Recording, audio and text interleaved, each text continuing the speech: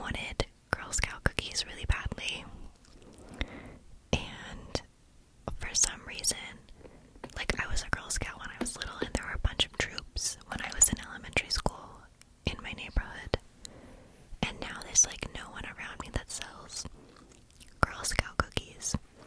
And so I was trying to think, okay, how can I make like variations of my favorite Girl Scout cookies at home? And so I did a Thin Mint, I did the Samoas, I did like the lemon cream cookie, and then I also did sort of a variation of the do-si-do cookie, and that's sort of what led me to this bar dessert here. So basically it's like a cinnamon blondie base, cookie base, and then there's a peanut butter ganache filling, and then on top is this like really delicious oat cinnamon streusel. And I really enjoyed how this turned out. I sort of was just like winging it one day, and it ended up working out really well. And I'm really glad that I wrote down the measurements, because sometimes when I'm recipe testing, I get so in the zone that I forget to write anything that I'm doing down. And so when I get the finished product and I'm like, oh, this is nice, I have no idea how I made this, like how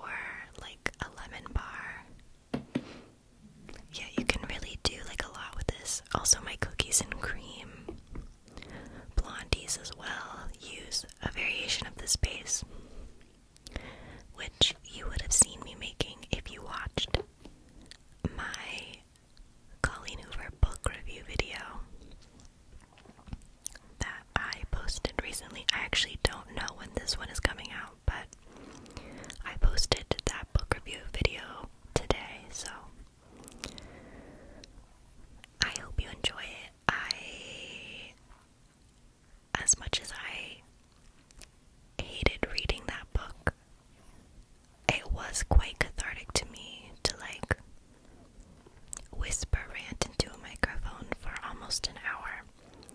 So I hope you also will resonate with that. And as much as I think that the book is sort of paints like toxic narratives, I think the points that I made in response to that like have good messages, so you should check that out if you haven't already.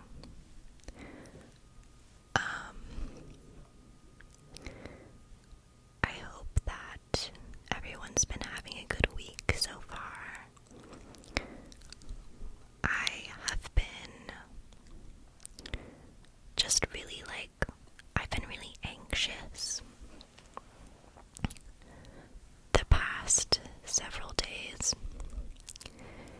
And I think I mentioned this before, but I have sort of always struggled with anxiety, but specifically social anxiety.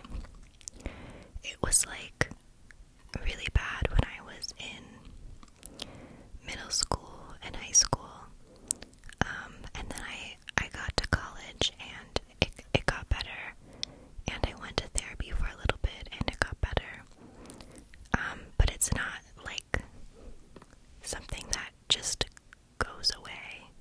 You know what I mean? Like, by getting better, I just mean like I have found better like coping skills.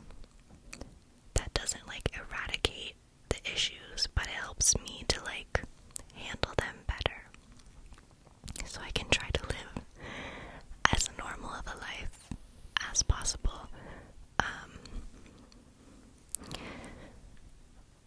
But there was just like, whenever I'm feeling anxious or stressed, I like to go on walks, because I feel like that's a way to like, it's like a physical exertion of energy for my body to like get that energy, the anxious energy out. But it also is like, I don't know, it just is like very calming to me to go on walks. Like I almost feel like sleepy, like because it relaxes me so much. And the last time I went on a walk a few days ago,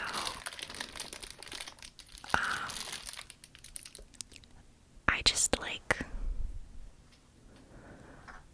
I had an incident where unfortunately a man in his car decided to like pull off to the side of the road next to me and like follow me with his car and harass me in my neighborhood on the side of the street, which really like shook me up.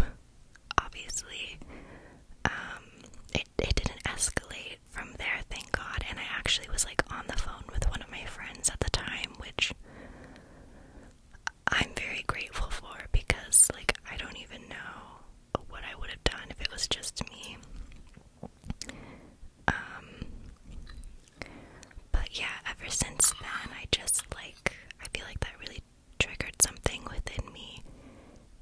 I think because it was like, it was such like a violation of this like part of my routine that I had like specifically curated to be like a safe space for me. And so yeah, I just like, I literally like I turned down another street quickly and I just started crying on the rest of my walk.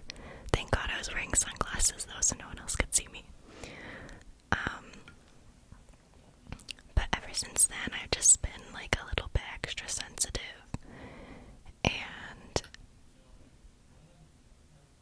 I don't know, it makes me like not want to leave my house, which sucks because this week in particular, I'm incredibly busy and I like have to do things that that force me to leave my house.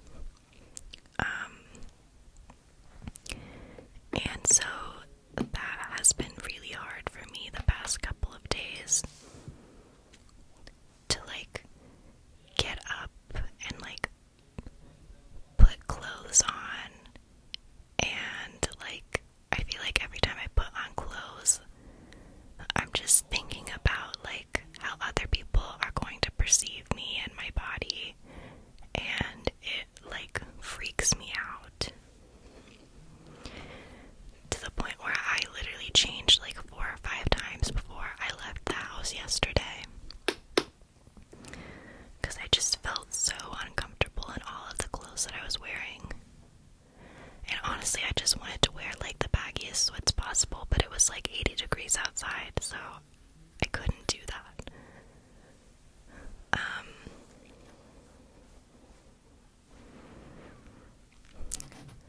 And I know I'm not like the only person that deals with this kind of stuff, but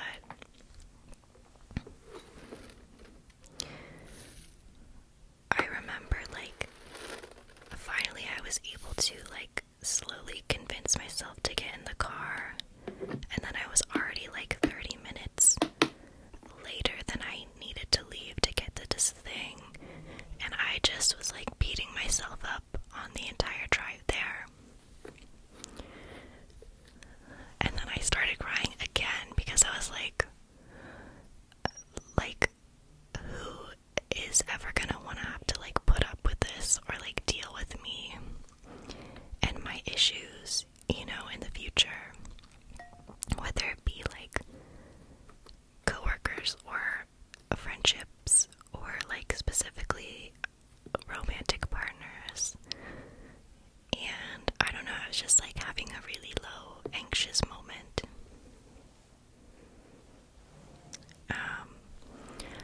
That I guess I'm sharing because I don't know, I just wanted to share it with somebody, and also to let you know that if you've ever gone through that or something similar, like, you're not alone. And you know what, I was able to make it through that day, even though it was scary and even though I cried.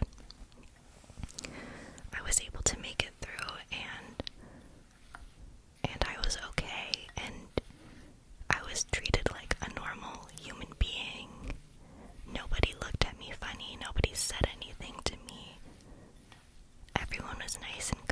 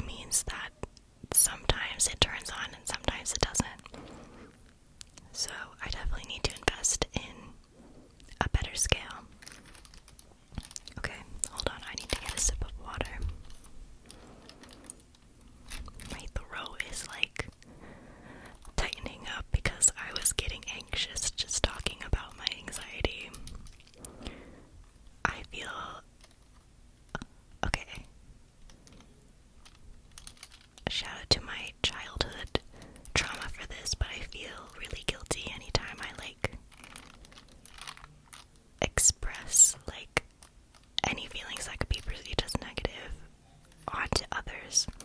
Like I feel like guilty and burdensome and it makes me anxious, but the first step to overcoming that is recognizing it, so we're already halfway there.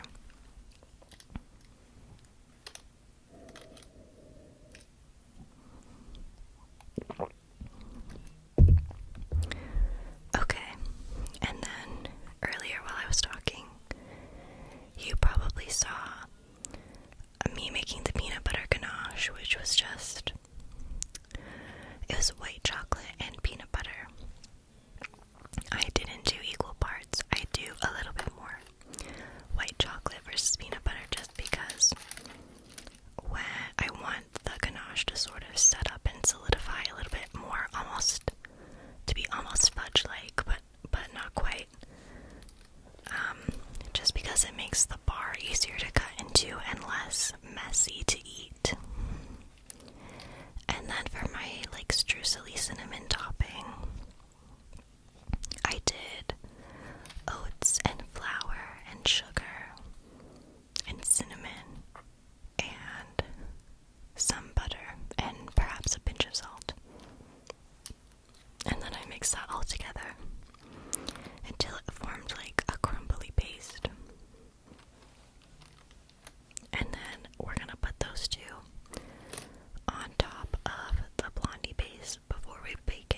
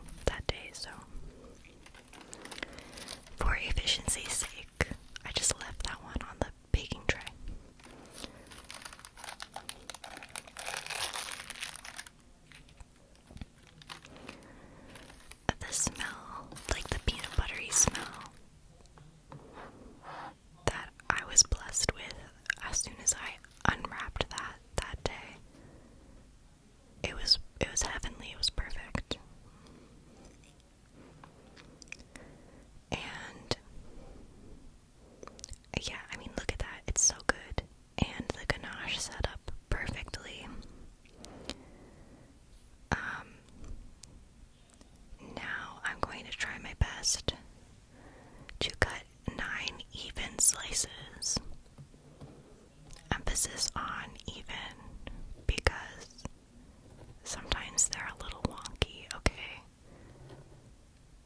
But actually this time I think was the best I've ever done. Oh my gosh, sorry, I just had to yawn. It's not even that late, it's like 9 o'clock.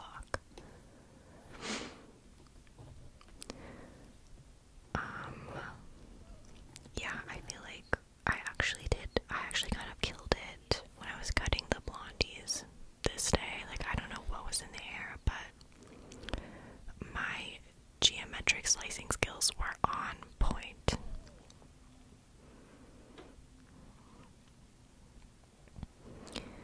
I actually, if you don't want to eat these like the day of, or you want to make these ahead of time for something, definitely wrap them up and keep them in the freezer, because I actually think that helps their texture. I think that makes them even more chewy.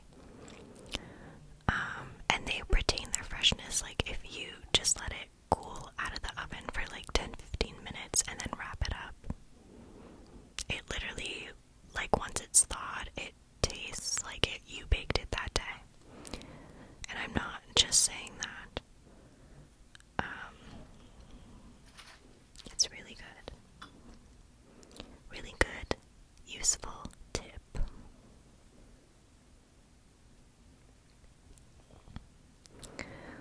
I think perhaps this video might be ending soon.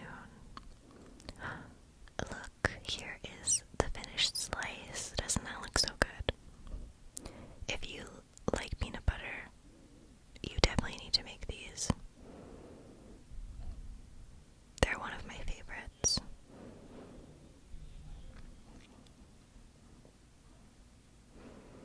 And I'll show you another edge piece. Okay, this is the debate. What piece do you go for? Do you like the centerpiece? Do you like the corner, or do you like just a regular edge? Personally, I like just a regular edge, because then you get the edge and you get sort of like the centery bits, so I feel like it's the best of both worlds. But people make very passionate arguments about all of the different slice types, so let me know what's your favorite. And I hope you enjoyed this video.